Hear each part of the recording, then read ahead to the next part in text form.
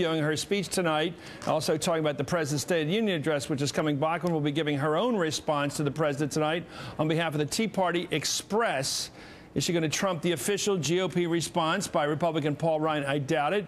Are Bachmann and the Tea Party pushing Republicans further to the right and threatening to divide the right? Well, for more on this, I'm joined by Tea Party Express co-founder Sal Russo. Sal, thank you for joining us. I want you to look at something here. There's John Walsh as well. Thank you for joining us. Sal, I want you to look at something that was said over the weekend out in Iowa by Congresswoman Bachmann. Here she is. Do you realize it's been 21 generations that America has survived? For 21 nations, we've passed the torch of liberty from one generation successfully to the next. And the question we need to ask ourselves tonight is this: will it end with us? Will we be that last generation? Will we be the first generation to fail to pass that torch of liberty? It doesn't seem like a very positive message, does it? But I have to ask you, will we be the ones for whom this great experiment in human liberty will end on our watch? We know there was slavery that was still tolerated when the nation began. We know that was an evil, and it was a scourge and a blot and a stain upon our history. But we also know that the very founders that wrote those documents worked tirelessly until slavery was no more in the United States. And I think it is high time that we recognize the contribution of our forebears who worked tirelessly, men like John Quincy Adams, who would not rest until slavery was extinguished in the country. Well, I don't know what to make of that, Sal. That's balloon head. That's not what our history was founded on. We founded on a Constitution which includes treating slaves as three-fifths of a person. It went on all the way to the Civil War. We had compromise after compromise trying to avoid a war. We went to war and lost 600,000 people in the worst catastrophe in our history because slavery continued through the 1860s and only ended because of that war. And here's this woman you've made your spokesperson saying that somehow the founding fathers dealt with it. That's the one thing they did not deal with. That was the horrible compromise that was at the heart of our Constitution. Why do you put someone like this forward who is a balloon head, who knows no American history? It's a ridiculous decision you guys have made. Do you know how little this woman knows about our history? I think Michelle Bachmann is been one of the best. Did you just hear that stuff? Did you just hear her? Do you want me to play it again? We could rub it in, Sal. It's horrendous. What do you make of it? I heard what she said, but what's she talking about? I think what she's talking about is that we cannot continue to spend money as recklessly as we have done. That's not what she just said. She said the founding fathers got rid of slavery. Why would you say that? Why? Every high school kid has been to Mount Vernon and seen the slave quarters. What are you talking? Jefferson had slaves. All those guys had slaves. I know they were great men in other regards, but they never got rid of slavery. It's right in the Constitution. And here's this woman waving the Constitution around, palling around with Scalia, and she doesn't even know what the Constitution had in it. The treatment of slaves, African Americans, as three-fifths of people. That's in our history. You can't take it out. Explain to me what this woman's talking about.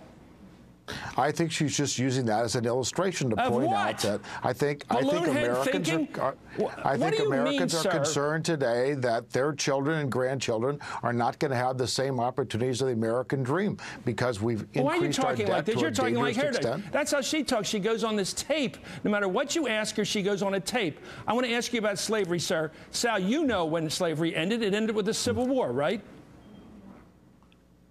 Well, some kind of slavery ended with the Civil War. What do you mean, some kind of slavery ended with? Why are you hedging? No, I'm not hedging on it. I'm saying that when did slavery end in America? When did it become illegal? When did the 13th Amendment get passed? Well, sure. I mean, that's a different question from when we've had to deal with our racial issues in this country. No, the simple question to you, sir, and I know you have an IQ. I don't think that's what she's talking about. She said slavery ended under the founding fathers.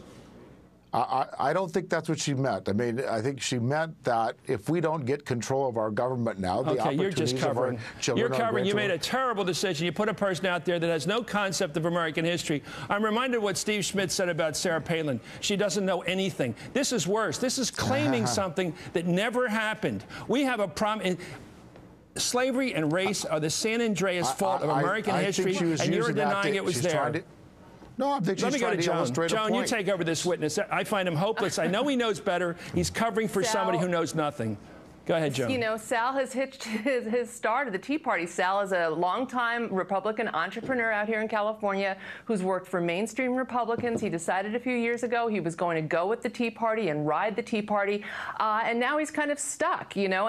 The other thing, Chris, I want to point out one more thing that Michelle Bachmann said that's related to her thoughts on slavery. She also said that we were a country that it didn't matter your economic status, it didn't matter what country you came from. That's ludicrous too, Chris. I mean, even for white men, there were property requirements to vote in the early states. Up until 1830, we had some white men had property requirements. We know that immigrants were bad. Catholics. No, don't interrupt me. You had plenty of time to talk. You have plenty of time to talk. I'm now talking.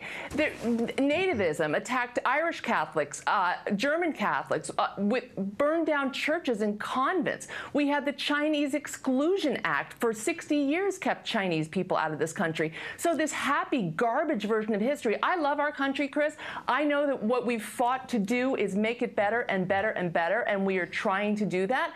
But to say that it's always been easy and it's always been equal, that lets them propose policies that profoundly hurt black people, that hurt immigrants, that hurt poor and working class people, because they have this notion that everyone's always been equal, which is garbage. Okay, I want to give Sal all the time you need, sir. Explain the history of American slavery as you know it.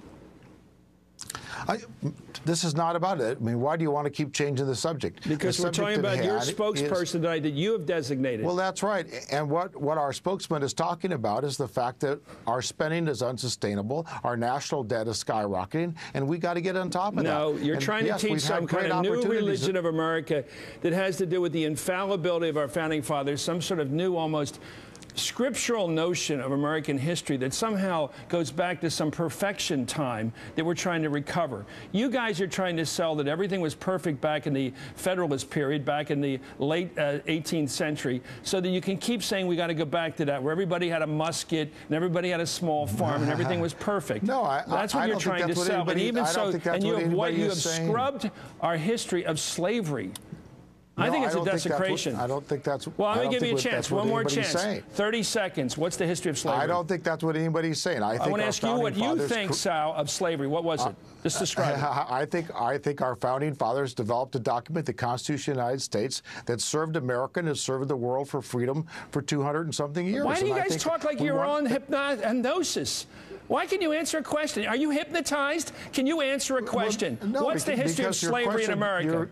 Your question is irrelevant to what the issue is of the day. Well, the issue of the day is decreed by this speech by your candidate is slavery and its history. She set the mark here. Joan last thought we can't. Poor Sal is under the same kind of rule, apparently, that a lot of Tea Party people is. Look at the camera and repeat the speech.